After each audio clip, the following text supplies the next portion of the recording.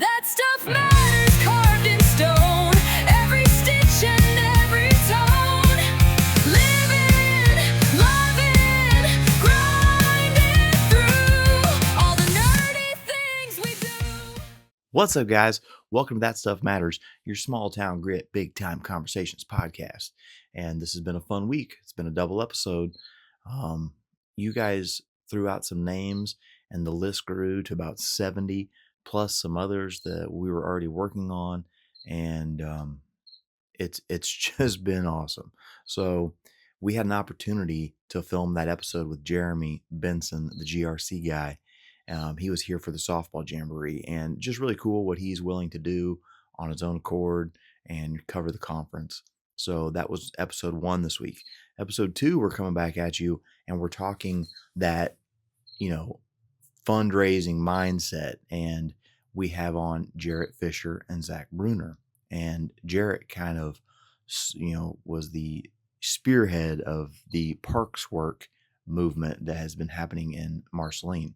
And that really started with some guys wanting to bring a little skate park to Marceline. And I think they were probably met with a little bit more,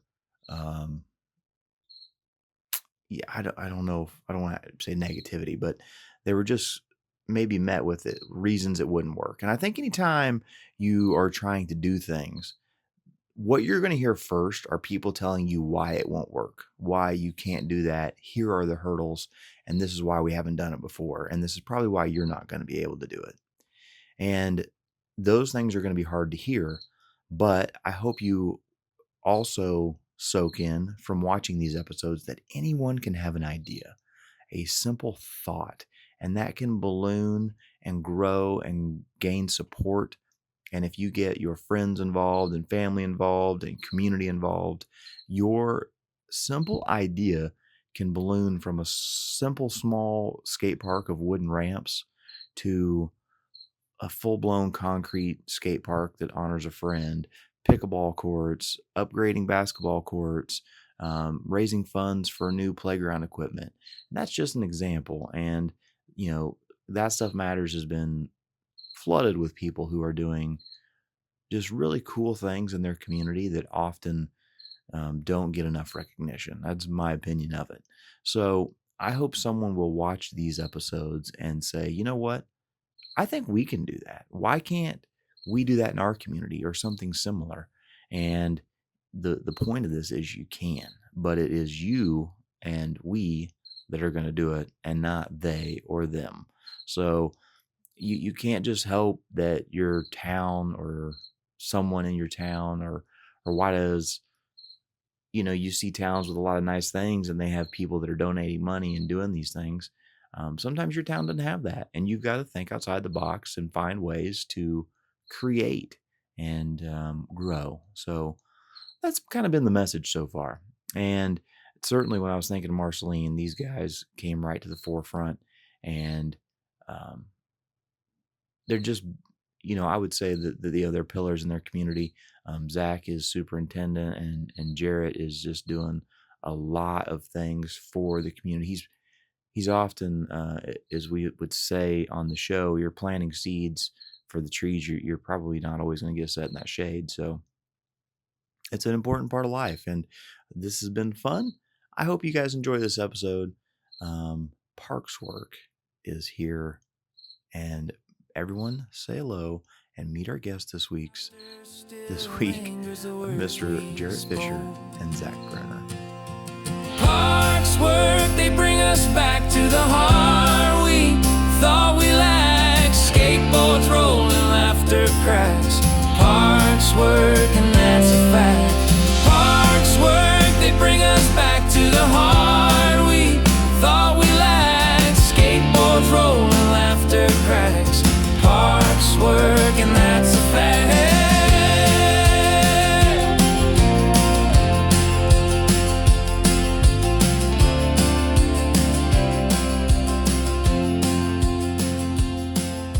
Missouri skies wide open like a heart torn What's up, guys? Welcome to That Stuff Matters, your small town grit, big time conversations podcast. And I am very fortunate today. I've got our guest from our neighboring best friend community town that is thriving over there in Marceline. Just everyone say hello to Mr. Jerret Fisher and Zach Bruner. Guys, thank you so much. Yep, thanks for having us. Yeah, thanks for having us. So, you guys, we're going to get into all of it, but when I was thinking about Lynn County as a whole, it's kind of starting in the county here, and Marceline is doing a lot of big things. Your names were like some of the first ones I thought of because I see you constantly doing things in your community, constantly helping kids, and I wanted just to kind of hear the backstory of how all of this came together. So, kind of starting from that, you guys grew up together, right? Yeah. Graduated together? Mm-hmm. What year was that? Did you graduate? 2005. 2005. It's actually our 20 year this year. Does that make you feel old? It does. Yeah. Yeah, it sure does. Fun fact, I actually used to DJ high school parties for these guys. Yeah. Long time ago. That is a fun fact. I don't know how many hours we probably listened to OAR. Crazy. Yeah. Many. Yeah. But some really good times. Growing up together, that probably had like a huge impact in your life. Like your friend group, would you say? Yeah, definitely. Go ahead. Yeah, we were pretty fortunate. We had a pretty large, close group knit of friends that we did everything together. I mean, probably 6 to 7 of us doing anything, all times, never alone. And a lot of you guys still get together, right? Oh, yeah, all the time. We got kids. Our kids are getting together. Yeah. I think that, like, looking back, it was just I wouldn't say it's unique, but like now that I'm in a position where I see friend groups and I see kids and the way that they converse, there is some of that, but like we were so close that it was like literally, it was hard for our parents to find time to spend with us because we were always spending time together. And the only, I guess, positive thing of that was that we were at somebody's house, and it was usually Jerret's house, but I mean, we were somewhere. We weren't, just rogue or whatever. Right. And, eventually people get, they get girlfriends and stuff like that, but it never like deterred I'm sure people's girlfriends, whomever they may be, were probably annoyed with how close we were. Sure. Because it was like, there's always going to be that, like, am I important enough? Because our friends are, they were there from the beginning. So it's been a long journey. I mean, we just said 20 years and it was been way before that. So yeah, and we're all pretty close these days too. You mentioned up like the way that we grew up in high school. I just want to say real quick, I was talking to some administrators from Brookfield as I'm out there taping my son's ankles before practice. And I was just like, well, how's the first day? And they were just so like, they lit up because the kids didn't have their cell phones. Mm-hmm. And he said watching the way that the kids actually communicated and they conversed at the lunch table, and when they had free time, they were doing things as a group. It was totally different than what they'd experienced the last few years. Is that something that you would agree you see? Absolutely. So like last year at Marceline, we went with a no cell phone policy, and it met mostly positive reviews before it even got put into place. So like we let people know months out, because it's like, get ready because your kids are coming to school and they're supposed to get rid of them. Now, anybody that's going to listen to this podcast knows that there were still kids using cell phones. They were figuring out ways around it. That's just how it works. But it definitely was a positive change. Now that it's like something that is enforced, at the state level, I mean, it's something that is very even easier to enforce, and it's easier to enforce from like an admin level to a teacher level. But yeah, I mean, back to your question, I definitely think that's important, that you go to lunch and they're doing that, and in the hallways, they're not supposed to have them. So they have to like talk in the hallways instead of, I mean, I'm guilty of it. I'll be walking, looking at my phone, staring at it. I might've missed 10 people, And so like I was just in San Francisco, and it was like, you can't be looking down at your phone or you're going to get ran over. Really? Yeah. I mean, the pedestrian crashes and stuff like that. So just one of those things where we didn't have that, so we didn't know that it was something that could distract us. So, we had cell phones and you basically made phone calls on them. I don't even know if we were texting in high school. Yeah, I remember. I think I was maybe a senior when I first got a cell phone. And it was one of those big, gigantic Nokias. Mm-hmm. And the coolest thing about it was it had this like snake game Mm-hmm. where the snake ate the food or whatever. But we weren't texting or any of that. Nope. It's been crazy for our generation to watch technology advance Mm-hmm. and the changes that has made on people. Rural communities, I think are special, obviously. But how do you guys feel growing up a small town? Did that really shape your like viewpoint on like friendships and community service and all those things? Go ahead. Yeah, there's not traditionally as much to do as there might be in a city or something like that. So rural towns, you kind of depend on your friends and outlets there of, entertainment. So yeah, I think you kind of you value that close friendship and those people to do things with more than you would somewhere else, just because there's limited things to do. And then, as far as building things in a rural community, there's not large, cities managing it that can afford to do things. So you're kind of, if you want to get something done, you got to do it yourself. Same with the school system. They depend on a lot of volunteers. Yeah. Just as a city does. So yeah. Yeah, and as kids, like we just had to get a lot more creative. I think, like if you live in a place that has a lot of people, I've lived in places like that as an adult and a young adult. Like everything's just there, and it's more expensive for whomever's paying for it. If your parents are paying for it or whoever, but like we had to get creative, so we were using a church parking lot that they said we could use, and our buddy's dad's building ramps. And so we're skateboarding. And by that point, I'm not even skateboarding anymore. It's just a social environment.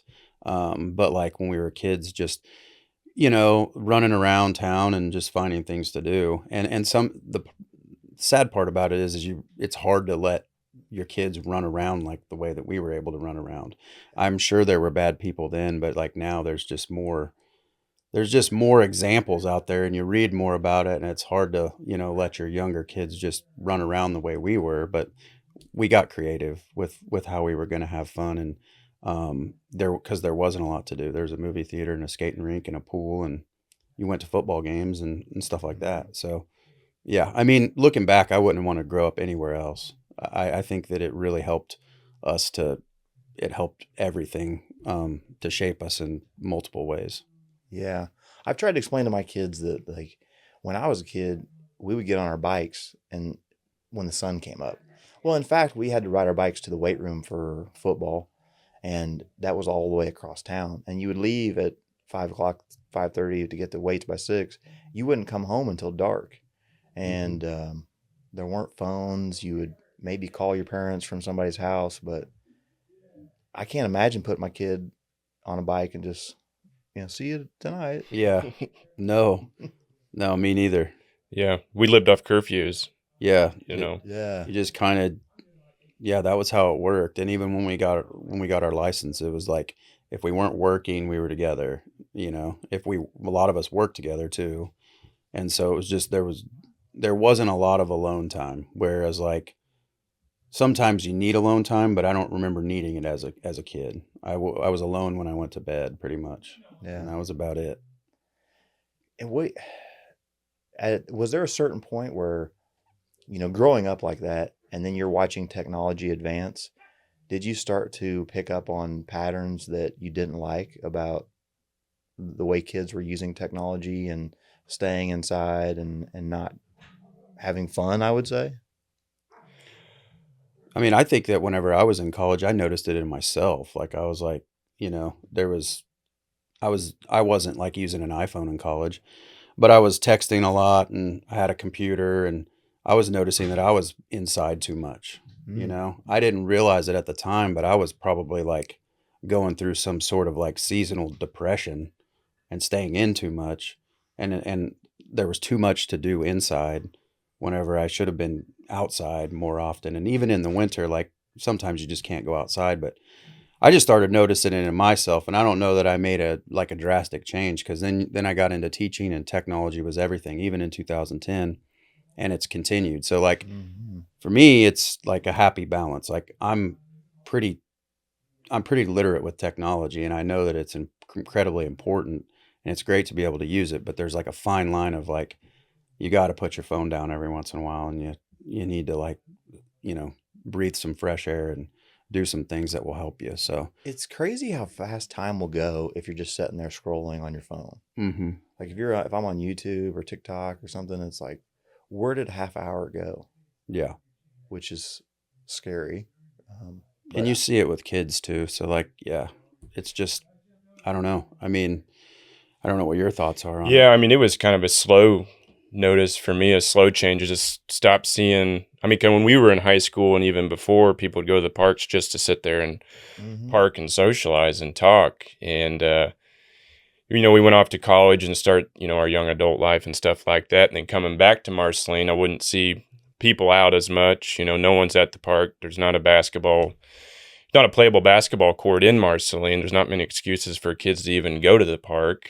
And then at that time, you kind of hear more about, the capabilities of online gaming and stuff. And I think that had a big part. But just a gradual kind of decrease in seeing people outside active, being involved with, even like Boy Scouts and stuff like that. Those programs have kind of unfortunately dwindled. But when we were younger, they were pretty popular. That's something maybe I've never even really realized was growing up, like parks were really important to me because we didn't have like forms of communication really. So we would drag Maine and then we would go to a park somewhere, and that's how you would conversate and decide what you're going to do and where you're going to go. And you spent a lot of time at parks. And I think don't even see our parents and grandparents talk about like back in the day, they just drive Main Street, just do circles, park up down in the park. I thought, man, that must be boring. You guys don't have nothing to do. But as I became an adult, I see the significance of it just being social, just people being together.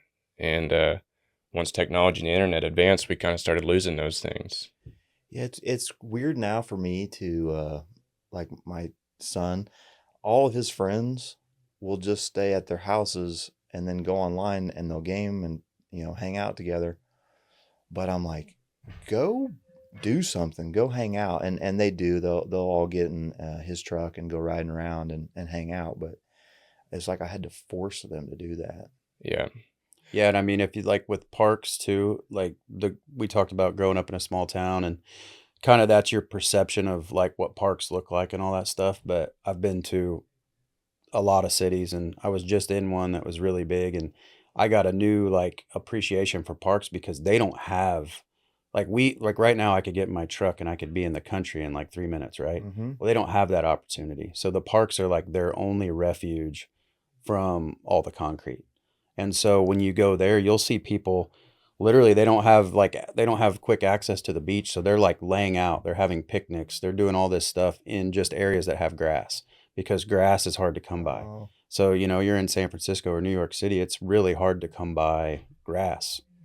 So, you get to those places and you realize how fortunate we have it to be able to just get away anytime we want to. we kind of take it for granted because we don't even realize it's I would so say, abundant. yeah, I would say so. I saw a lot of that. It was definitely interesting to see like how creative they have to get just to do something that we could do basically by going into our backyard. Wow. Okay, so let's to get where you guys what you have done. Just tell me real quickly, like, just so everybody know that's watching, your current careers and when you formed Parkworks. Okay, go ahead. Yeah, my current career, I'm environmental specialist at Thomas Hill Power Plant. I've been there about a decade now. And we officially started Parks work in June of 2021. Okay. And I'm the superintendent at Marceline R5 School District, and yeah, I was there for that. He really, I want to make it clear that he really pushed and like did all the work to get Uh-huh. Parks work like actually like where it is. Yeah. I mean, we were just kind of, we've been there to guide, and I wouldn't even say guide, I would say aid Well, it along. I think it was, good we started with talking about your friendships, because I think probably having that support helped to drive that organization to fruition. Yeah, I mean, leading up to Parks work, I was on the Parks and Rec board for probably 6 years by then, so I was kind of in it. I knew there was a need. I knew we needed to do something. They weren't part of that, doing their own thing. He's with the school and kids as well. But when it did get brought up, they were all on board. There was no hesitation whatsoever. What can I do to help? So this is like really fascinating to me, because I think so many people probably see problems in their community, but they just say, they should fix that, or, they should do this, or why don't we have this? But something that's really been being driven home here, on this podcast, is we have to have a they as us mentality. So the fact that you were active in the community and still saw a need and took initiative to create something, that's really cool. And I think maybe many people don't even realize that's something that is even possible. So was there a point where you were working with the Parks and Rec and you felt like there's a need beyond what they're doing? Yeah, for sure. I mean, it was a slow, kind of gradual process, multiple years of kind of doing it and seeing the lack of funding, just a lack of infrastructure. There wasn't a playable basketball court in town probably for 20 years. I mean, there's been a basketball goal hanging, but no one's playing on it. So I kind of eased into it. I did the disc golf course prior to Parks work, so I had some experience there and successes. I had an idea, let's do it. I got the approval. So it was just kind of a gradual steps of experience, trying things. And then when Parks Works was a little bit different, I had it in the back of my head that we needed to do something, but I didn't realize it would develop into what it has. Yeah. Because you had talked about building your buddy's dad building the wooden ramps and stuff. So that was kind of maybe in your mind to recreate that experience.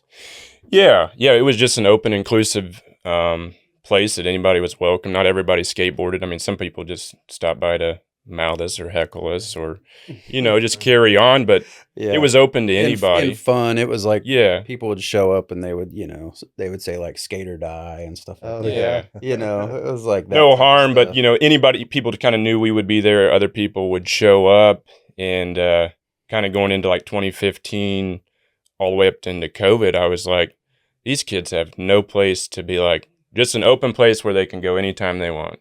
They're not going to go sit on the park bench. They're not going to go. There's nowhere to go. There's not a bowling alley. There's not a skating ring. There's not a movie theater. There's nowhere they can go and just kind of talk. So I thought if we, in the simplest form, if we could just build some ramps and just create a place, people can show up. It wasn't all about the activity, just having a reason to get out. Yeah. And I think that, like, if you look at the good thing about it is, and like, if I had any doubt about anything, like I didn't express it, but like my biggest doubt on the inside was like, if we only build a skate park, how far is our reach going to go? Because like the skate park was like the big thing because of circumstances, and we built it, they built it, and it was amazing. But I was thinking like, this is going to touch a lot of people and this is going to positively impact a lot of people, but there are some that won't even come by, And so like everything that's happened since then has been like a huge eye opener, because when you drive by, and I'm sure we'll get into it, but you drive by the basketball courts and the pickleball courts, I'm telling you, it's packed all the time. So that's like the thing that, like, the skate park's it is getting used and it's great, but you're not going to drive by there every day and see a lot of people. But if it's nice outside, and especially when the kids are like not doing like football right after school or whatever it is, and even then they're still going after those practices, like they enjoy it that much, because it's like, especially with pickleball, they can socialize. They're going to stand on the side and wait for their turn. It's also competitive and stuff like that. And, and then back to like the seeing that there needed to be something that happened, and like Jerret kind of like creating something, and then us just kind of, and I feel like, and this could, like, some people in my life may call it a fault, and I think we're all a lot alike. It's like, tell us that we can't do something, and that's probably just the tip of the iceberg of what we need to do it. It's like, I've always kind of like, I felt like when I was coached, I kind of needed somebody to, like, poke me a little bit so that they could get the best out of me. And I feel like in my adult life, it's like, I don't really want a lot of people naysaying everything that I do, but if somebody says you can't do something, I always felt like that was something that would make it to where we can. And this was like a group effort. So, but I just knew that, I just felt like, for me, I knew this was going to happen. I knew that it wasn't going to be, he's going to do a majority of the work. So, I mean, but I just kind of felt like there was no way it wasn't going to happen. So, like, even if we go through the process and we get told no once, we're not going to quit. Keep going. I'm the same mindset. Like, if someone tells me no or I can't, I mean, it like flips a switch in my head that, like, I become obsessed with trying to figure out a way to do that. And I think that's a great trait to have. Maybe not everyone has that. Maybe sometimes when you hear no, it's pretty discouraging and you feel like, oh, well, I better pump the brakes. But it just means it wasn't the right time or it wasn't the right avenue. Mm-hmm. So really cool. What was the first? Well, let me just real quick. So you've got pickleball, you've got basketball, you've got the skate park, the disc golf course, which was before Parks work. But, what else? Am I missing something over there? Yeah, I mean, before that, they put a new dock out there as well, which has been nice. Those are, I mean, building the trail out there, the city, once they built that trail, that really kind of revitalized that park and started bringing people out there. The city of Marceline putting the trail out there was like game changer. I mean, there's always people walking around that, and it's a great place. Like, it's a very scenic area, it's still in town, but it's like, you've got the woods and kind of like a little bit of a kind of like an outdoorsy backdrop, and then you've got the lake. And so that brings people anyway. You've got parents that show up and then they're like, go play over there, and we're going to walk miles or we're going to run or whatever. So it's the city having that there was kind of like the backdrop for what we're doing. If that wasn't there, it's not going to be as significant, because it's like the way where the skate park is placed is just beautiful. And the walk path isn't going to like make it to where that's why it's beautiful, but it doesn't hurt it. It makes it a lot better, and people walk right past and see all that stuff. And I just feel like, personally, there's stuff to do. If people want to do it, if they want to get up and they want to get out of their house, there's definitely stuff to do. And it's in an area that's actually quite scenic, and it's really incredible. And, for anyone who hasn't been over there to Marceline to see it all, you really need to. But I just think there are so many things along that path. And then you guys have done all the stuff that you're doing out there. Very fortunate your community is to have all of those things. Mm-hmm. What was the first fundraiser that you put together for the skate park? That's where it started for Parks Work, right? Yeah. So we did our first fundraiser in May of 2021. And when we started all this, our original goal was just to raise $10,000 and put some wooden ramps on the old tennis court out there. That was all. I mean, I didn't know what we were capable of doing. Wanted to do something, really just wanted to get kids excited about something. And kind of talking about like the trail, that's kind of when I noticed stuff. I'd see like, moms out there walking and stuff, about like, where's the kids at? Well, there's nothing for them to do. Where's that the teenagers is who I felt sorry for the most. Like, they're not here. They're probably at home playing video games. So anyways, back to that, just getting kids excited. Our first goal, raise $10,000, build some wooden ramps. Mm-hmm. And then at that first fundraiser, we ended up raising $28,000. Wow. And, it's like kind of a light bulb, like, whoa, there's a lot of support for this if we want to go after it. we're still questioning things just with the circumstances and the timing and stuff. But at that point, we kind of realized that we're not alone. I think the Yeah. community was thinking the same thing. So like you're talking about like the fundraiser at the OK.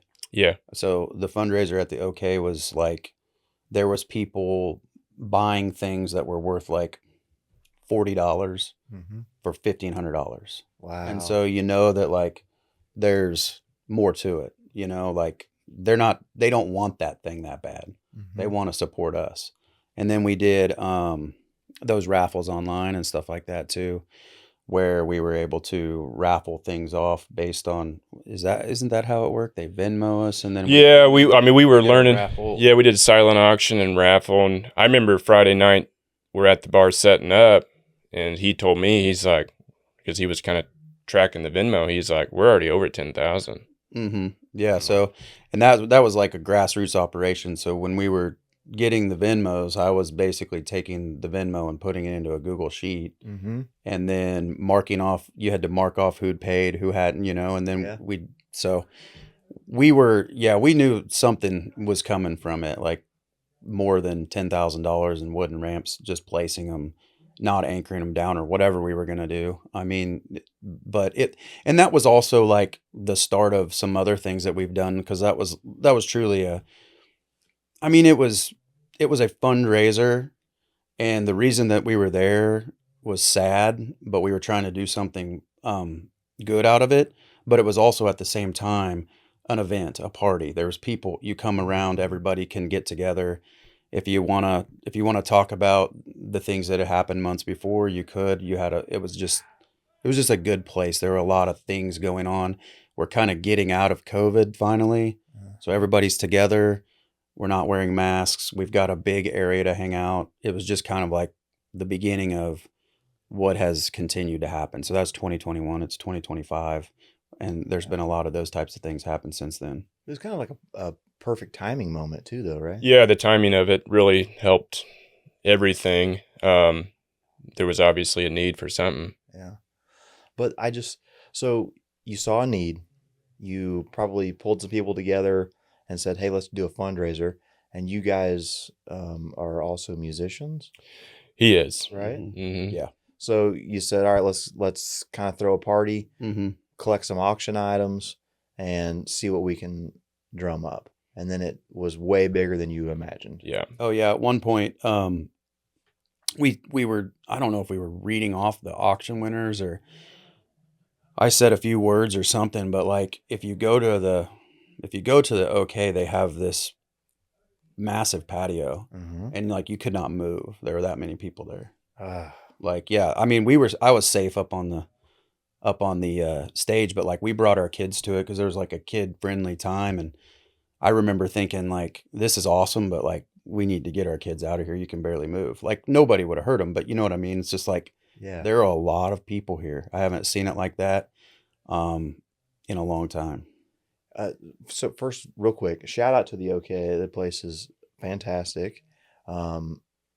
My aunt actually is part owner, Mhm. and I love it over there. And I've played on like some wine stroll nights and where Mhm. it's been packed. Yeah. But if you packed that whole area, Mhm. that's awesome. It's pretty similar to that. That would be the only comparable thing that I've been to Like to a wine compare stroll? the wine stroll whenever it's like over and everybody Floods in crowds there. into it. Yeah, something like that. Yeah. The whole town showed up, essentially, So even if they weren't physically there, they bought raffle tickets. I mean, Yeah. it was It was cool because there were a lot of people from any age. I mean, there were elderly people that would show up and give something, or I can't even remember what all we had to offer, but they would show up for like an hour or maybe 30 minutes and then they would leave. I mean, but that support means a lot. Like you don't have to come and stay for 5 hours, but Yeah. it was inspiring. I remember thinking like, I really didn't even know what to think, to be honest. I was just excited about it. Thought it was pretty cool. Because I want everybody to follow along. So like we got a group of friends. You guys go on in life. You start to see a need, though. One of you has an idea, and then there's all this support. And then because you're in your hometown, you've got that hometown support. It was all just an idea, and you guys generated a great start. Mhm. And that was just what it was. It was just the start. You probably didn't even realize it at the time. No. So you get the funds, a big chunk of it. Yeah. So what was kind of the motivating factor for the skate park, or where did you start to go with? Well, I mean, we changed after that event. We changed our plans drastically, knowing that we weren't alone, that we probably needed to build something long term, something that everybody can use. And we call it a skate park, but we really built it to be inclusive for scooters, bicycles. Really wanted to call it an all-wheel park. City thought that was confusing, but it wasn't. It's not just a skate park. It's for beginners. It's anybody. But anyways, yeah, after that event, we changed our plans. We knew we needed to do something more. Did you have to find an engineer to design it? Yeah. No, I worked with American Ramp Company out of Joplin. They're actually one of the probably bigger skate park companies in the nation. And it was a bit of customized by us and them. I mean, it was a long process of kind of figuring out what works for us because they'd never done a skate park like that. And up front, they wanted $150,000 for that. And just kind of a testament to our friends and stuff like that. We built it for half the price because we have such a large group. Everyone has their own skill. We're resourceful. So, yes, they helped us with it. We didn't have to hire an architect, but it was a blend of them and us and customizing. And it took a while. But their estimation was 150 to come and do that.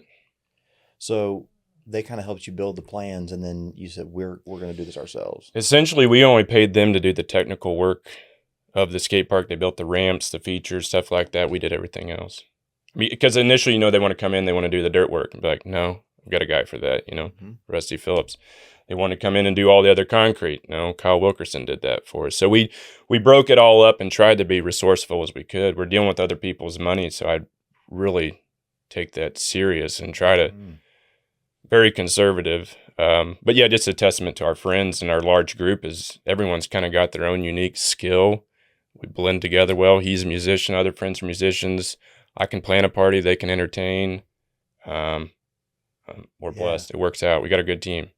Yeah, so it's that's one of the small town things when you go back to whatever question it was earlier, where it's you don't see that everywhere, where people are willing to just step in, and then you have friends we're all walking a very similar path, but we all have different things that we're good at. I couldn't do anything with dirt work or concrete or anything like that, but we have people that can, and that makes it to where we can do things that we wouldn't be able to if we had to go in and just start fresh.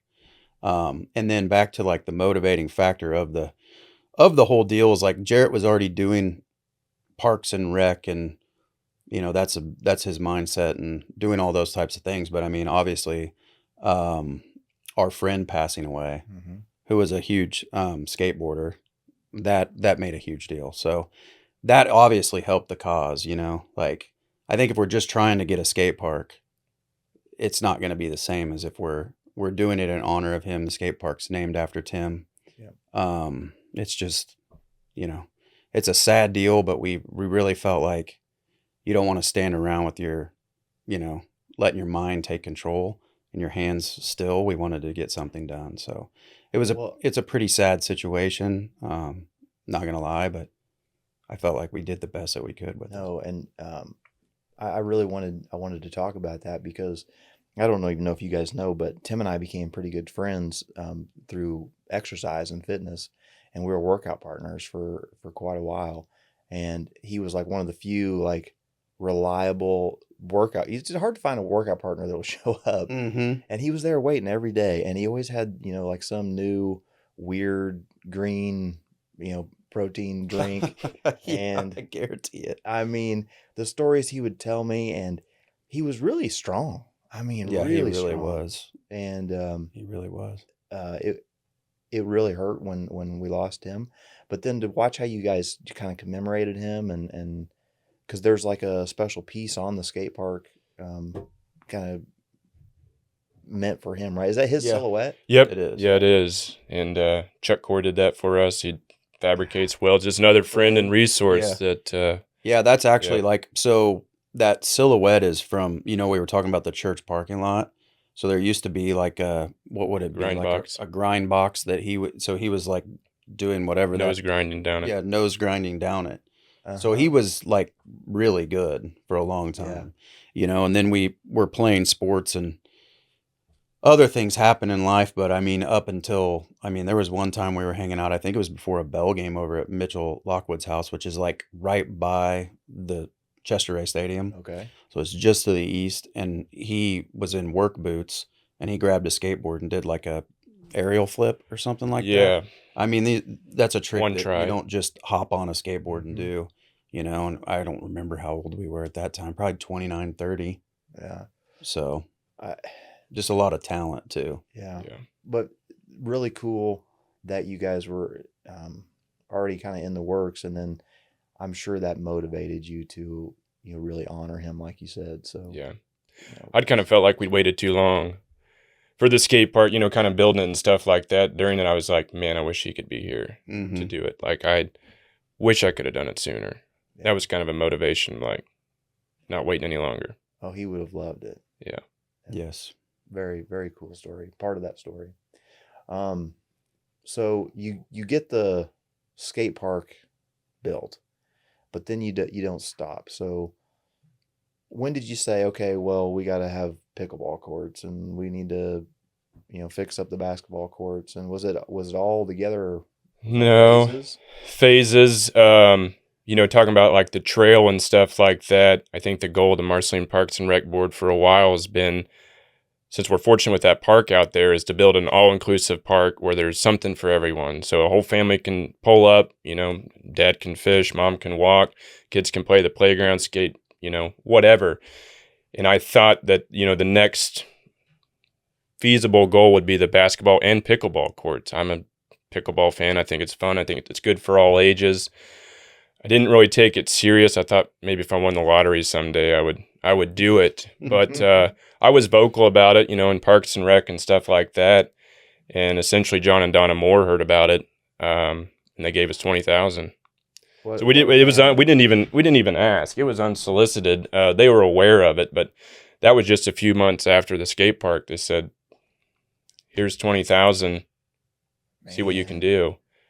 So that right there again. So you had the idea, you build one thing, but because you guys were doing so many good things, I think they were probably moved to say, "Oh, well, let's help them more. What else might they do?" And that could be anybody in any community. Yeah. So It helps to if anybody out there's wanting to do something, I'm not the brains behind the operation, but what I can say is that if you do something and you finish it, people will trust you to do something else. So if you start and Yes. finish, you can't start and you can't go. I see a lot of people go all in on something and then quit so fast because it doesn't go perfectly. And that's never going to work. Not in your career or sports or whatever you love to do. It's never going to work that way. And that's the easy way. But everybody out there that's successful has probably had to do a lot of hard work, soul searching, thinking about quitting, but didn't. That's Mhm. probably that like catalyst moment where you can't quit, but you thought about it, but you didn't, that makes sense. Well, and how important is it just to do what you say? Like Mm-hmm. Yeah. what you said there. If you follow through and complete something, and especially something that the community sees, they're going to be like, "Oh, okay, I'm going to support this person." Yeah. With that first project, our reputation was kind of on the line a little bit, not going to fail. Mhm. He's not going to fail. That was motivating because we had several challenges throughout that. But yeah, back to that, the Moores having trust in us and giving, that was significant. It'd be like, we're still kind of gaining confidence in ourselves, questioning things, but them doing that, I thought, if they believe in us, we need to follow through. Yeah, what an amazing family. Yeah. I mean, I know several things they've helped with, but it's probably countless things they've helped with in the Oh, community yeah. over there. Yeah. And they've helped with every project we've done and multiple things. And They sponsor our academic achievement banquet at Marceline R5. So students that essentially, I don't want to botch this because it's not sitting right in front of me, but basically, if you're like your sophomore year, if you've had over a 3.75 for all those semesters up to your what would be your fourth semester, you get to come. Then your junior year, same. Senior year, sponsor the meal, give away a gift to every kid. I mean, it's a huge deal. Wow. Yeah. So like the seniors get out of school on a Tuesday here, or not here in Marceline. We're in Brookfield, people. But like, so basically they have this meal and everybody gets honored for their academic achievement. And we do it at the community center. And I mean, we put it on, so to speak, but they pay for everything and they show up and they come up with the gifts and they do all that stuff. And it's a pretty cool deal. Yeah. And this That's year awesome. they decided to kind of collectively give out different gifts and they're like custom. So like they're really cool. And yeah, the kids, they get honored for their academic achievement, which is important because we're always honoring athletics. Always. Yeah. You know, and multiple times throughout the year, which they need to do that too. But it's really cool to see like some of the kids that you know, they're good athletes and they're good students. Some kids are just good students and they need to be honored as well. And this is a pretty big honor. Everybody gets dressed up. It's a good thing. I didn't know that event existed. That's really cool. Yeah, and they get a guest speaker every year, and it's always, you know, that's on me to find, and I usually collaborate with people to like, who should we get in? And it's usually, you know, always somebody really, really motivational, and the speeches are usually awesome. And it's a good event because you don't come in there and sit there for 4 hours. Like you come in, you eat, the speaker speaks, you get your gifts, and everybody on a Tuesday night, the week of graduation, gets to move on. So it's not one of those events that, like they know it's coming, No, they dread it, they got to do nope, it. nope. I think that everybody enjoys it because it's done in probably an hour and a half tops. And Awesome. you get to eat. Everybody gets honored.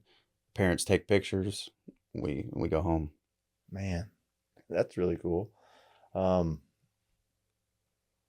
So just trying to what's the next project on the horizon for Parks work? To finish our current project, so we're in the midst of raising funds for a playground right now. So Okay. yeah, That could be right out there by the skate park, or? where the current playground is, it's they're just west of the basketball courts. There's an existing one there. We're just going to replace that with something a little bit more. But that's our current project. We've raised $78,000. Our original, yeah, it's crazy. I don't even know how it happens, really. I mean, it really, they're all these projects are community built, by the people, the same people. Keep buying raffle tickets, do that.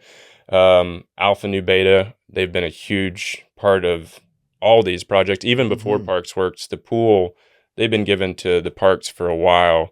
And they have a big annual. Yeah. Now, did they help you guys with some projects too through that event? All of them. Yeah, they've been significant. I mean, probably 14. I think they gave 14,000 to the basketball courts, 5,000 to the skate park. Yeah. Yeah, it's been significant. Without them, and without the Marceline Parks and Rec Board, it wouldn't be done. Wow. Yeah. Yeah, and everything's right there too. So like if you're thinking about for people who don't drive by it all the time or don't live in Marceline, that park or that playground that's going to be put into that park is actually right south of the softball fields and baseball fields. So like it's just if let's say you take a bunch of kids to the softball game and they get bored and you're sitting in the outfield watching or something or whatever, and you have whatever it may be. You may have a babysitter that can go over there, an older sibling, they can go over there and they can play. They can play basketball, they can play pickleball. During the summer, the pool's just right around the corner as well. You don't even have to get on the street. There's a sidewalk or there's just a grass path that you can take. That path would take you to the skate park. There's a walking path that goes all the way around that lake. So it's all right there. It's kind of nice to put it all in one spot. Yeah. And I know from many, many years of spending time at ball fields, little kids love when you have to you drag them to their brother or sister's game. Mm-hmm. There better be some sort of little, park, playground, something for them to do. Yeah. Yes. You over there, I always remember there's like this like dome. The octagon thing. Yeah. Yeah. Oh my God. Mm-hmm. Yeah. They want to get rid of that. And I'm like, no. Oh, Not right really? now, Yeah, because it provides a lot of entertainment. It ain't much, but any baseball game or softball game, there's kids all over it. They so- are you all keep over them it. entertained for hours. Yes. Yeah. It's simple, but yeah, it's fun. But Oh. yeah, sorry to your question of what's next. I get that out in the community often. And even from the city, they're like, at one time they said, where's the master plan at? We can't keep adding projects, everywhere. We're essentially following the money and the need. Like the playground the basketball courts kicked off because of the Moore donation. Without that, I don't know.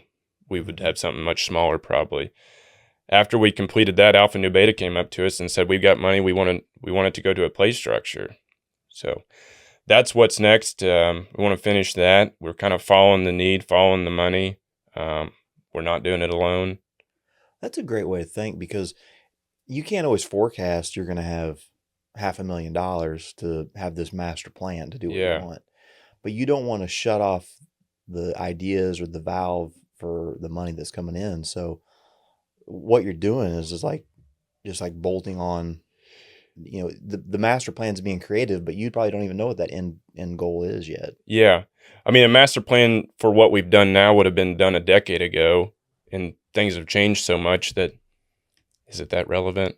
No. Right. I just think there's a lot of opportunity too. Like I don't think you want to put what we do into a box, just kind of like out there, like even us, like we may not know what falls under Parks work. Like maybe it's something smaller at one time, where it's like people need something that we can provide instead of just this massive skate park or, structures and stuff like that. So I would just say that I know that for me, I'll keep an open mind.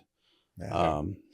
Yeah, I would like to be able to, not do all large projects, but like he said, be able to help maintain. If Brookfield needed a new swing set, yeah, we could help do that.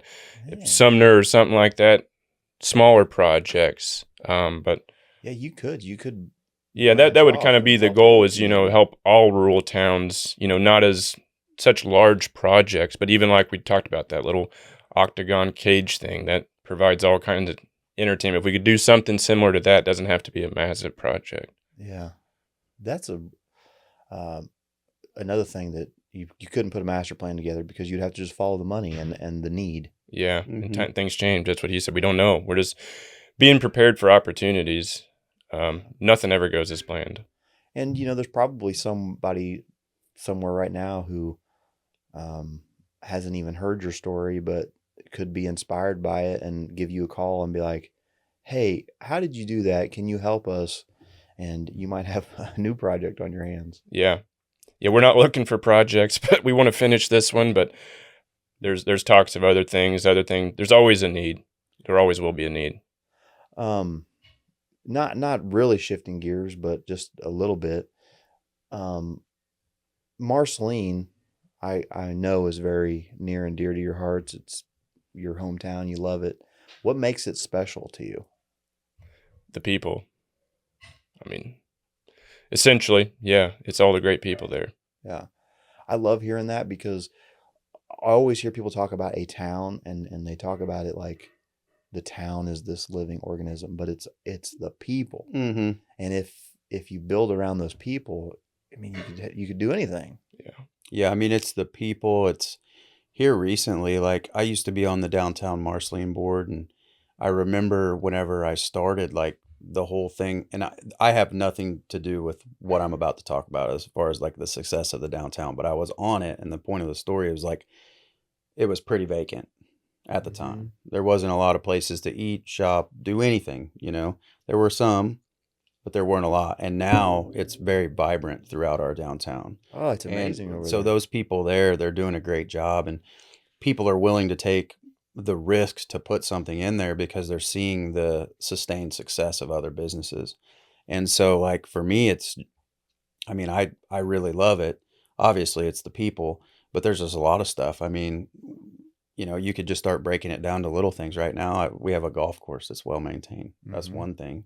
I think that our school district is great. I mean, obviously, I'm the superintendent, so that probably sounds a little conceited, but I mean, my kids got to go there, and really, what that boils down to is not me. It's like when my kids go and they have a teacher, I trust that teacher, and they can trust me not to be a helicopter parent that's Mm-hmm. right there in that building. So there's just a lot of like little things that make up a community. And I feel like right now we're in a really good spot. We've got them, so like we've got people fighting for the right things instead of the wrong things right now.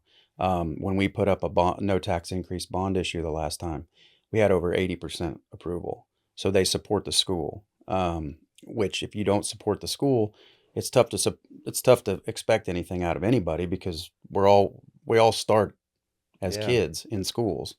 And so that stuff's important. I mean, I have to give a plug to my wife and her brother's nonprofit with Creative Pathways, and then Mm-hmm. Better Days. Those people, I got to see what they did from day one to now, and it's incredible, like what has happened. You need stuff like that in communities like this too. I mean, what they do was not being done, and now it is. And now people don't know what they would do without it. And so you got to have the courage to bring stuff like that into a community that makes our community better. So, and that's Brookfield and Marceline. So, I mean, Marceline is obviously where my loyalty lies, but I mean, we have a nice community throughout the area, which Mm-hmm. is nice. I just came over to the Pigskin for lunch yesterday. So, I mean, Yeah. I love Marceline. But I mean, there's other places that are nice in our community as well. But I mean, overall, I'm pretty proud of where we're at in our little town, and but there are a lot of really good people doing a lot of good things. And like you said, you can't be the person that sits around and says, "What if? What should we?" They're doing that wrong. Then you need to go out and do it. It's like I Yeah. don't really coach my kids in youth sports. It's just not something I do with like. It's hard to balance that with my job. But I'm not going to run out there and scream at them, because if I want something done a certain way, then I should be the one to help Mm-hmm. do it. So you got to trust the people doing what they're doing, because they're the ones who have the courage or the time to do it. So Yeah. Well, man, I'm so excited that the way you broke all that down, because that is the exact message I've been trying to drive home, because I am just so fed up and frustrated with negativity on social media and how that's kind of shaping communities. And it is in any town, thriving or not, it's a bunch of people working on their little section of it. So, you've got parks work, you've got the Parks and Rec, you've got the downtown organization, you've got the school. I mean, you could go on and on and on, but it's not one entity that's fixing it. You can't call your city office and expect them to fix all these things. So, man, that's I'm glad you broke it down like that. yeah, and I mean, even with like at Marceline, we have a stadium club, and they get our field ready. Like they even like they do all, not just the painting, like they get the field like completely ready. Whereas like in like I don't have to worry about it. That's Mhm. really, it's Richard Switzer and the gang. I was just We've gonna got, say his name. yeah, and we've got Marty Harriman with the concession stand and stadium club. I mean, these are people that are literally not getting paid anything and spending. I mean, there's times where Richard's spending full-time work hours on that field. He's got his other thing going on, but he's out there whenever he's not working, he's working on that field. And so, the thing is like we need more people like that. And so the thing is like we need more young people that are willing to come do that, because your kids are playing now. And so, and I'm not putting anybody on blast. It's just, that's how these things sustain. When I played, my dad was part of it. And so at Marceline, I just feel like there's a community spirit of volunteerism that just really makes it go. Yeah. To his kind of hit his point, like Richard and Marty and all of our parents, growing up helped out. So I don't feel like what we're doing is that out, that crazy, because that's kind of how we were raised. If you want something in a small town, you're gonna have to go do it. Yeah. And that's, thankfully for our parents and friends' parents, as they've coached, cooked, cleaned, whatever. That's how we were raised. And we saw a lot of people in the community doing the same thing. If you want something done, you're gonna have to go do it. So it's just normal to you. Yeah, pretty well. Yeah, I mean, we've had. Yeah, absolutely. I mean, like my mom and dad, definitely.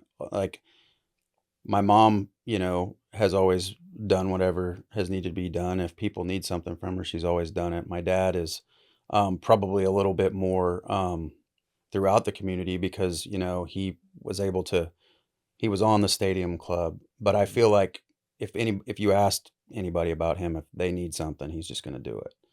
And I don't, that's always how it's been. Like if I needed something, he would always do it. He may not have been super happy about it if I if I backed into somebody's truck or something like that, and he has to come and, we have to discuss it. I remember I was going to football practice one day and it was really muddy and I drove right into somebody else's vehicle. He wasn't happy about it, but I mean, he came, he got the situation resolved and got the dent out before and he's always been somebody that can talk to people and make sure that, they know that he's willing to help. So, I mean, that like he said, that's all we've ever known. And so, and you don't, until you get older, a little bit removed from living in that environment, you don't realize how fortunate you are. And so now I know how fortunate I am, because like I wouldn't be here if it wasn't for them. I that way you've grown up has been so impactful, obviously, from your friends group to your family. Man, I just, that's so key that you guys were able to just like rely on each other and being willing to ask, for help in different areas, whether it be your parents, your friends, your concrete friend, your dirt work guy. Which kind of leads me into my, next question. You did all that fundraising and, I've done a lot of fundraising. What's the hardest thing, for people watching, the hardest thing to overcome? Is this just the ask or? Yeah, I hate asking for money. It's my least favorite thing to do. But if you can build something that you're passionate about, that there's a need, it's not as hard. And like he said, kind of with our first fundraiser, if we do a fundraiser, my first goal is to make it fun. Like raising money second, but can we have a good exchange for value there? Would people show up anyways? I want people to have a good time. That's the whole purpose of all this, is getting people together. So yeah, the fundraising, the hardest part's asking for money, but build something that's, a need, share your passion, and provide a good time in the process. Yeah, that's, and anyone can do this. It's just about having an idea and then being willing to hear the no's, ask the questions, ask for help. I think it's really important. So you are, obviously you guys have full-time jobs. You're volunteering a lot, very active in your communities. Is it hard for you to find that balance? I mean, what drives you to just keep going? I don't say I have a balance figured out, but trying to figure it out each day is different. I do get up early. I'm productive in the mornings. Any downtime, I'm trying to do something. I get home. I got a supportive wife, family that they know, I'm going to go out to the park and measure something or look at something 1,000 times, and that's kind of the norm, and they're supportive of it. And I say I don't have a perfect balance, but I'm efficient with my time, and I try to use it as wisely as I can. Yeah, I mean, for me, it's not easy, but I think the number one thing for me is like the balance is really like work, passion projects, whatever they may be, and then family, right? So then I think if you can mix those two together as much as possible, that makes it a lot easier. So if I'm going to supervise a JV football game in Brookfield, one or two of my kids are probably coming with me. If we're going to go to Putnam County on a Friday night, maybe all of us are going together. And so that's part of it. I also teach college classes in my free time as well. So, I mean, I really stretch myself thin, but I do try to make sure that I really feel like I am at home a lot. And one of the reasons that I'm able to do that is because we have a massive team of people that go to the events at Marceline. So like our admin team and people like that, some of them have kids in the sport. Mm-hmm. So it's really easy for them to go because they're going to go anyway. So then after that is all things are considered in that, I have to think, well, I still need to be there for some of those events, especially like home events and stuff. So then it's just, you want to be supportive and you want to make, I want to put my eyes on what's going on with every kid, because when you walk down the hall and you see a kid who scored 22 points in a basketball game, you want to be able to say something to Mm-hmm. them. You don't want to be just aloof of everything. And because it might mean something to them, it might not, but most of the times it does. So for me, it's really about just taking my kids and getting them involved in whatever it is that I'm trying to do, as long as it's appropriate, So Yeah. they, as long as I can do both things at the same time. Obviously, they can't. Like I can't be their. They have to have day. Like my youngest has to go to preschool. He can't come sit in my office all day. But you know what I mean. So Yeah. that's the only way that I've been able to balance it. Because if I just said, "You guys stay home all the time," and my wife has an incredibly busy life as well and job. But if I was just like, "You get home and you watch the kids, and I'm going to go to JV football, and I'm going to go to basketball," and That'd be tough. then it wouldn't work. I wouldn't see my kids very often, and there's all these balancing things where like Van may have wrestling practice at the bowling alley area Mhm. where the wrestling room is. Well, I can drop him off, go to a basketball game for an hour and a half with my daughter, Holly, and then pick him up and we can either go back or go home. So it's really like just putting a puzzle together, just trying to get everybody where they need to go, but it usually works itself out, and they love to be they would rather be at a basketball game than be sitting at home. So That you both have spoke about your, including family and how important they are and being supportive. Anytime I do anything, if I say I'm going to do it, once my family hears about it, they're like, well, all right, we're going to be there too. So, if it's running the 3-on-3 tournament, if it's working in the park, I mean, here we all are. You get all the stuffle beans, and that's important to have that family help, but also just staying, connected as a family. So, I think for them kids seeing that too is, being around other adults, other situations, involve them as much as you can. They benefit from it. yeah, for yes. sure. How do you, so how would you see Marceline evolving? And I know you guys are just, a couple of opinions on this, but how would you see Marceline evolving in the next 5-10 years? Just kind of keep perfecting, it's a great town right now. We're just kind of fine tuning things and trying to get back to things that we lost 20 years ago. Mm-hmm. Small towns have kind of found their niche after COVID. We've had an influx of people. I'm sure Brookfield has too, as people want less restrictions. So I think we've got a ways to go, but we're in a great place, and Yeah, a lot of I stuff happening over can't there. fully envision it, but just keep maintaining the same path we're going down. Just keep creating. Yeah, like with the school district, we see the trend right now, and it could change at any moment.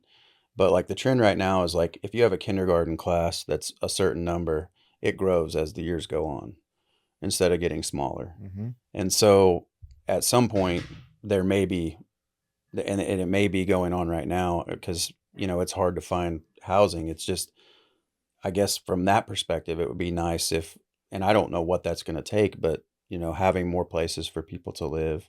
Obviously that takes money and stuff like that, but like we're definitely seeing an uptick.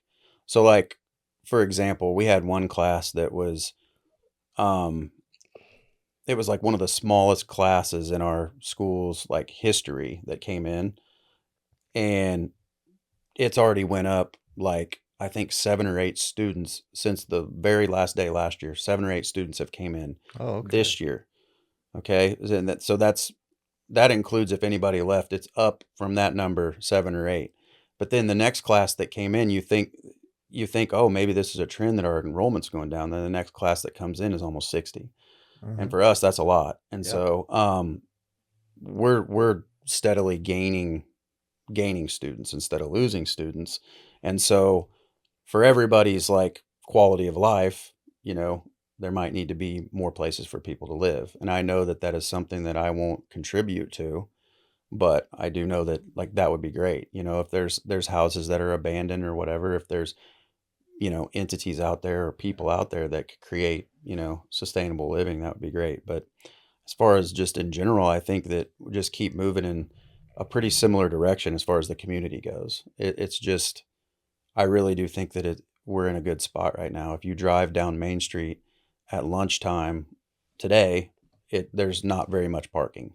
You're not going to find a place to park because everybody's eating lunch and or doing whatever they're doing. So it's pretty vibrant right now and alive. So that's Yeah. pretty much it for me. There's a lot. There's so much going on over there. But what is the average class size in Marceline? I would say the average size right now, I don't know it off the top of my head, is somewhere just below 50. Okay. And so our enrollment right now is on a pretty steady climb. In the late like 2017, 2018 is probably as low as it's ever been, and it's on a pretty steady climb. So just this year we added 2 teachers to our staff that didn't. It's not like 2 people left and we added 2. We added 2 people Mm-hmm. that just, and so there was a need there, and we were able to That's good figure it news. out. So yeah, it's good news as long as you can afford it. And so everything worked out. And right now we're in a really good spot. So Yeah, very cool. How many were in your graduating class? was it like 58? Sounds right. So we were like 58, I think, but then like a few years later when my sister graduated, they had like in the mid 70s. So I mean, there were some 70s classes back, in the early to mid 2000s. Mm-hmm. I know I did I pulled a report and like I created a spreadsheet in one year, like the class of '02, when they were in 6th grade, there were 80 of them and only Well- 3 teachers. Really? Yeah, people would go nuts They would go right now. nuts. Trust me. Well, I was just trying to think back because, I graduated here in 01, Hmm. right around that same time, and we had 121. It was like one of the larger classes Mhm. ever. But I felt like Marceline was pretty big right then too. Yeah, in the Well, 90s. I know we were because we were, my senior year, same district in Mhm. football, so we were the same class. Right. And, So up until our senior year, we were in class 2 in football. mm-hmm. So the first year that we were ever in class 1 was our senior year. Well, they just pulled the numbers and we didn't make Yeah. the cut, so to I speak. don't think people realize that changes, like, Mm-hmm. and it's Yeah. like right before the season starts too. It is crazy. And then the year, so back in '86, whenever the team won state in football, Marceline, Mm-hmm. the very next year in '87, they were class 2 and lost to, I believe, John Burroughs in the semifinals. So even there was a class 1, then class 2. And Yeah. so then we were class 2 for a while. I mean, I think I could be wrong if there's a Marceline historian out there, but I'm pretty sure that from '87 until my senior year, we were class 2 all the way through that. Because we would play Palmyra, Monroe City, all those teams that are, closer to Brookfield size. Because we were back in like the '90s, we were probably closer to the size that Brookfield is now. Mm. And you guys were bigger, we were bigger, and it kind of dropped off at some point. So, but I know that there was a class that, I think sometime around when Skylar graduated, I think there were a lot. And then like the next year, there were only like 60 maybe in Yeah. Brookfield's class. So it's weird how it fluctuates. Yeah. Well, this year I think my daughter's class, and I don't know. She's a senior. There might be 60, maybe. Mhm. Yeah. It's one of our smaller classes. Yeah, and we just we just graduated a really large class a couple years ago that was over 60. So, What just to me though, like those numbers and talking about it, it's kind of an indicator that while our communities may struggle and we lose businesses, we lose buildings and things, that there have been some steady numbers. So it's an indicator to me that they are good communities. You've got people continuously here and at the same. I agree. Yeah. I mean, I feel like with our school, we have a lot more people calling, trying to figure out a way to come, Mm. whether that be paying tuition, moving in, or us Yeah. telling them that's not going to work because it's just not, that's not legal or whatever it may be. Overall, just people trying to come. We definitely have a lot more than that than people trying to leave. So, I mean, that's a good sign. It's Yeah. just, you gotta, there's just people that in the areas that want to come to us. I'm sure Brookfield gets the same type of calls because I feel like our school districts like Brookfield and Marceline are right at that size where you're not too big, Mm-hmm. that you just get lost in the shuffle, and there's like 8 buildings for a high school or a lot of Right. people, but we offer just about every opportunity that you can get. Mm-hmm. You can play football, or you can be on the robotics team, or you can, there's a chess club, there's this, there's that, where sometimes that just can't be offered. There's not enough people to do that. Whereas we have, and it's the same with Brookfield, we have enough people to do those things. And so I feel like our kids get kind of the best of both worlds. It's a small town, it's a small community, but we can offer some of the things that larger school districts offer. Yeah. I always say that while there's a few nights a year we play each other and I don't root for Marceline, the two communities, they thrive off of each other. And we're fortunate that we are 9 miles apart and we can coexist. Yeah, for Yeah, sure. definitely. I feel like the Bell game is obviously it's just a huge thing for the kids, the community as a whole. Like, that's great, but like the kids, that's what it's all about, and they get to Mhm. feel something that you don't feel everywhere. So whenever I graduated college, I went and took a job. I taught 4 years here in Missouri, and then we moved to Oregon, and I taught there. And when I was at Missouri, we had a really good football team for really all 4 of the years of the school district I was at, and I just never felt that, not even close. And I would talk about it, and they couldn't. They just, you have to be there, and I'm like, it's just not the same. Like, that whole week is just crazy, and the game, and you hope the game's competitive, and Mhm. it's always a good time, and you can't replicate it. Like, you go somewhere else and you don't. That's when you realize how fortunate you were to have it, is when you Yeah. leave it. So We're very fortunate, and it it doesn't matter like the record of the team. You just don't know that week. Like anybody can win, and the people show up in groves, and it's a fun experience to be a part of. yes. Um, man, I want to thank you guys so much for being here, and we always close it out with a say it with your chest, and this is just something that you just stand behind. You believe it with all your heart, and it's something that you would just want people to know. So it doesn't have to be about parks or community service or anything like that, but what is it for you guys? I don't know if it's that fitting, but a quote that kind of runs through my head often when I face situations I don't know what to do is a Mark Twain quote, and it's "You're never wrong if you do the right thing."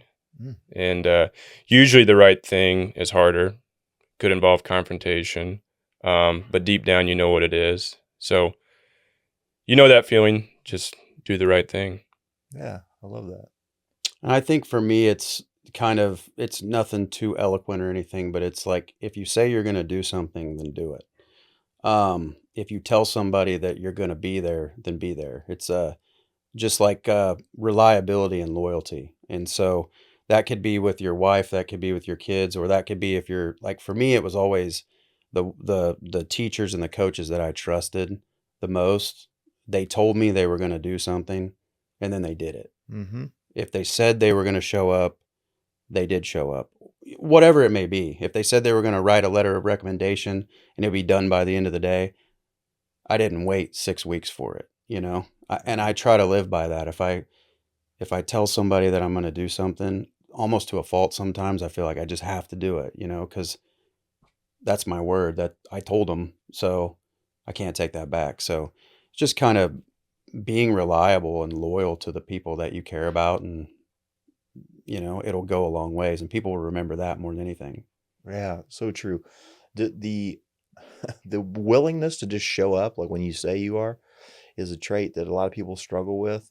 But if that's something that you develop and hold yourself accountable for, well, no matter what task you're trying to achieve, either individually or collectively, that consistency and persistency is going to get you where you want to be. Yeah, the hardest thing is showing up.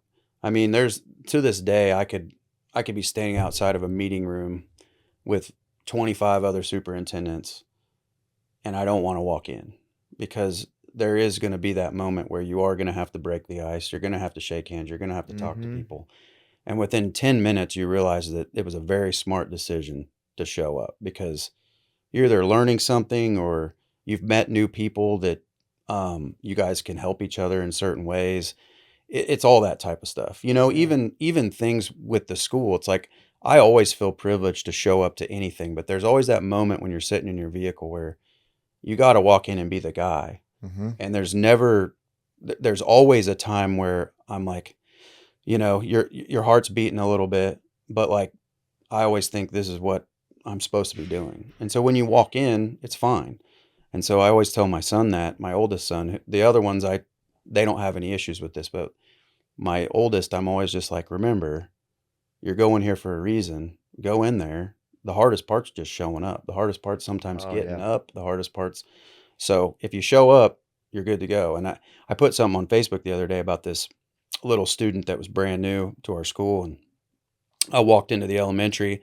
I was just walking past.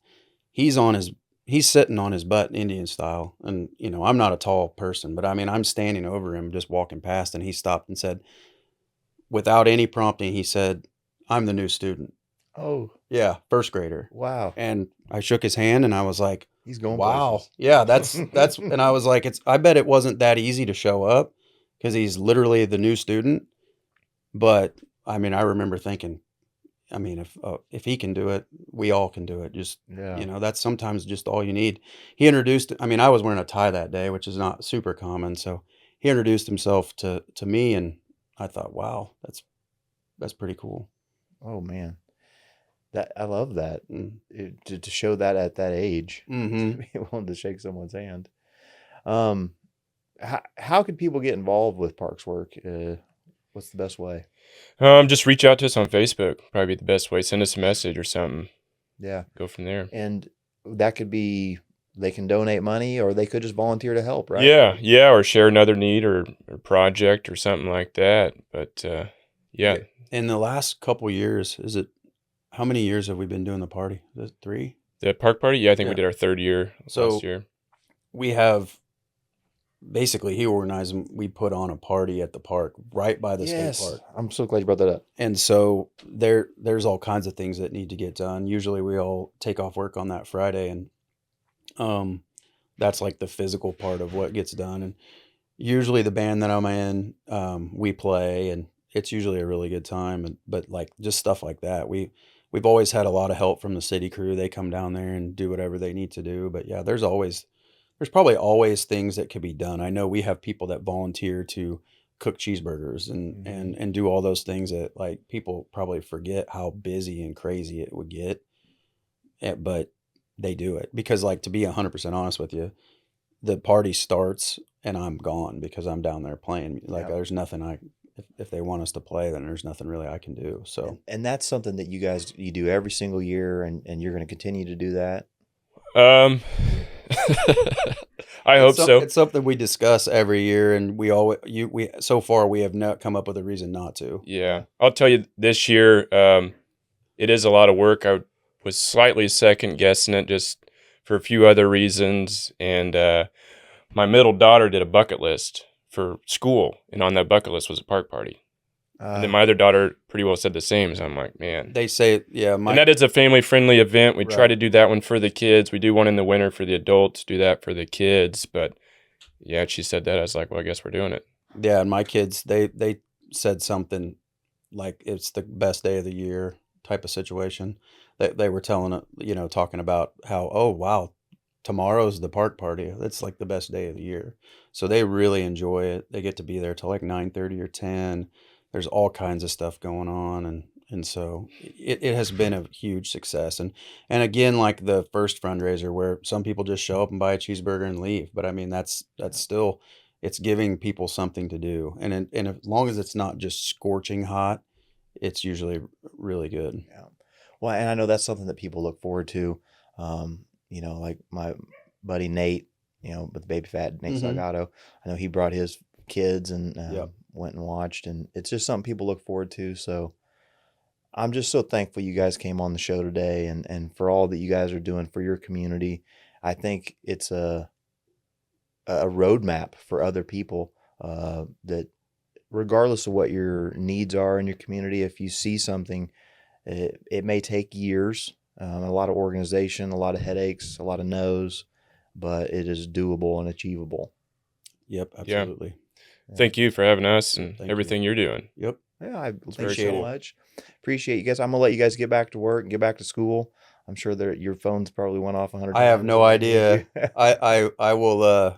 Yeah. I had to took a couple hours of personal time, and I was like, guys, I'm probably not going to be available during this time because I'm going to be doing something, but it'll be fine. Right whenever I got a good team that Yeah. they're amazing, so it'll be good. We're in the first week of school. It's Yeah. tiring. My son's doing football practice at night too, and he kind of looks like a zombie by about 8 o'clock. So I think we're all feeling it. Yeah. Well, thank you guys so much. If you guys want to get involved with Parks Work, just hit them up on their Facebook page. And that's it for today. That stuff matters.